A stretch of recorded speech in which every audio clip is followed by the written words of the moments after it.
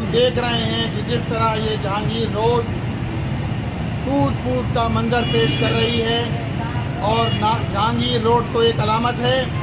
جو پچھلے 1 سال سے 2 سے 3 مرتبہ بنائی گئی، اور آخری مرتبہ تو پوری روڈ بنائی گئی، کارپیٹنگ بھی نہیں ہوئی، لیکن ایک تھوڑی سی بارش میں یہ روڈ کس طرح کا منظر پیش کر رہی ہے۔ یہ مرتضیٰ وہاب صاحب، سندھ گورنمنٹ اور کلک کے وہ پروجیکٹس کہ جنہوں نے کراچی کو تباہی کے دہانے پر کھڑا کر دیا ہے۔ آج پورا شہر کراچی